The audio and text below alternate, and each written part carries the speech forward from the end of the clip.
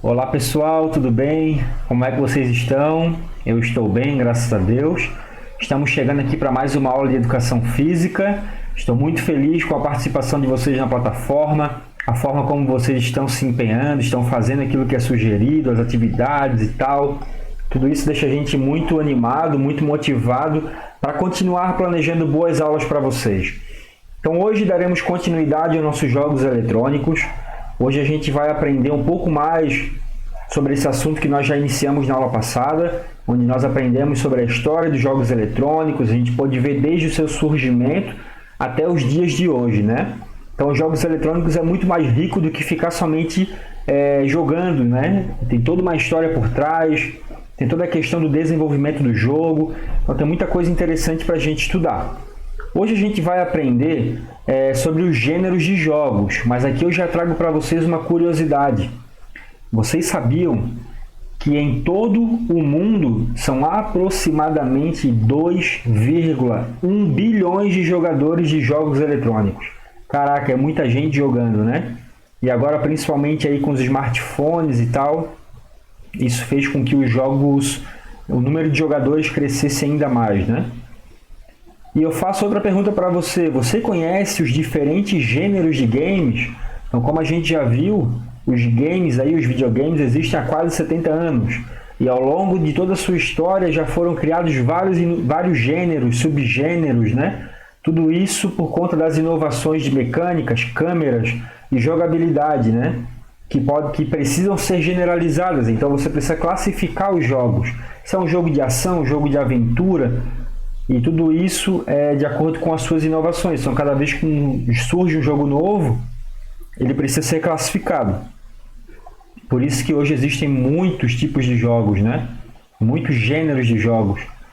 E essa classificação é feita da seguinte forma: pelo tipo de câmera, se é em primeira câmera, se é primeira pessoa, segunda pessoa, terceira pessoa, se o jogo é em 2D ou 3D, pelo tipo de movimentação durante o jogo, se é um jogo mais de aventura, se é um jogo musical, um jogo educativo, o número de jogadores, o estilo narrativo, o estilo da história, né? Se pode ser uma história como um RPG, por exemplo, e a sua conectividade, se ele é online ou se ele é offline, né?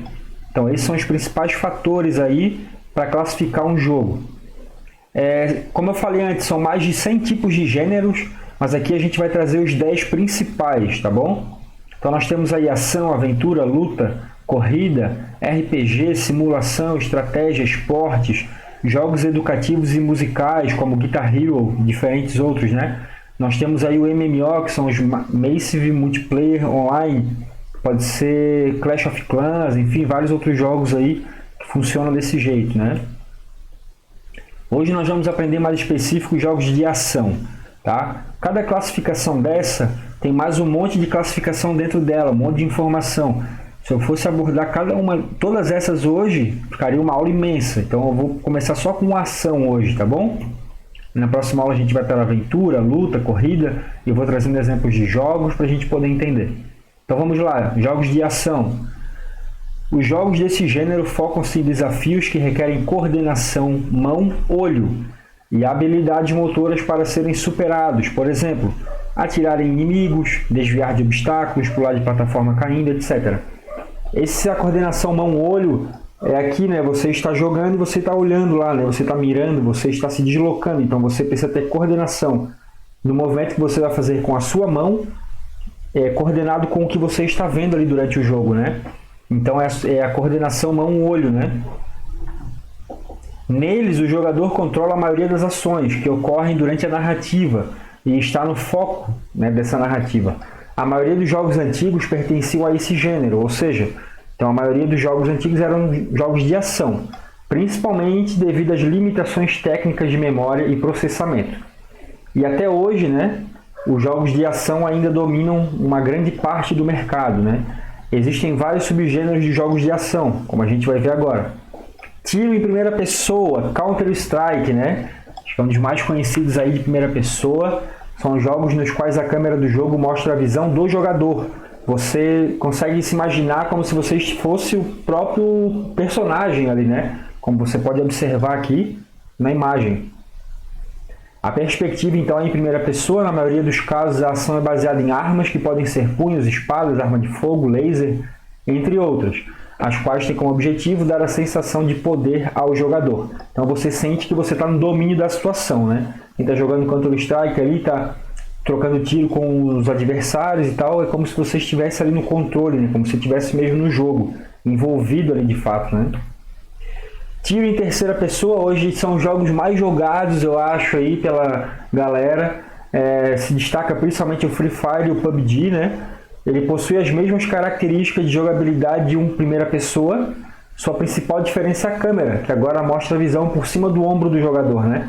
Então, quem vocês jogam Free Fire e PUBG sabe melhor do que eu sobre isso, né?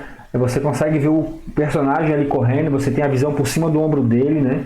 Então é a terceira pessoa. Tem os jogos de horror de sobrevivência. É um gênero de jogo de ação no qual o jogador sente-se impotente e fraco contra as ameaças que enfrenta. É ambientado em uma narrativa de horror e normalmente possui recursos escassos de munição, de vida, velocidade, etc. O que corrobora com a sensação de fraqueza e auxilia na construção de uma atmosfera tensa, propícia para a narrativa. Quem já jogou jogos como Resident Evil, por exemplo, você está sempre tenso, né? Você não sabe o que vai acontecer, se você vai ser surpreendido. O personagem está sempre sangrando, está sempre com a vida baixa, está sempre com pouca munição. Então, um clima tenso, né? Você está ali jogando, você está sempre tenso, sempre atento àquilo que pode vir a acontecer, né? Tem os jogos de plataforma, que aqui se destaca Super Mario World e Donkey Kong, né? São jogos mais antigos aí. Até o Nintendo Wii ele traz esse jogo, não sei se outros trazem também, mas eles são mais característicos do Super Nintendo. O personagem opera em um ambiente com plataformas, geralmente com jogabilidade bem simples, né? Correr, pular, resolver quebra-cabeça, matar inimigos como desafios. Normalmente as plataformas dividem-se naquelas focadas em ação, nos quais os jogadores podem usar espadas, arma de fogo, Mega Man é um exemplo também, ou deve pular na cabeça de inimigos para matá-los, né? Também característico desse tipo de jogo, né? O Mario, principalmente, você pulava na tartaruga ali para matar ela, né? Mesma coisa no Donkey Kong. E naqueles focados em solução de desafios com menos inimigos. Em alguns jogos, né? E um ritmo de jogo mais lento. Então, um jogo mais lento, um jogo mais... você tem que passar fases, né? Esse é o tipo de jogo de plataforma. Eu espero que vocês tenham entendido a aula de hoje, tenham conseguido compreender aí, então, os jogos de ação. Deixe seu comentário aí na plataforma. O que você achou? Vocês vão ter uma tarefinha também para fazer. Vai ter um texto escrito, tá? Sobre isso que eu falei aqui. E é isso, gente. Uma boa semana a todos, boas aulas. E a gente se vê na próxima aula para falar sobre os jogos de aventura. Um abraço, fui!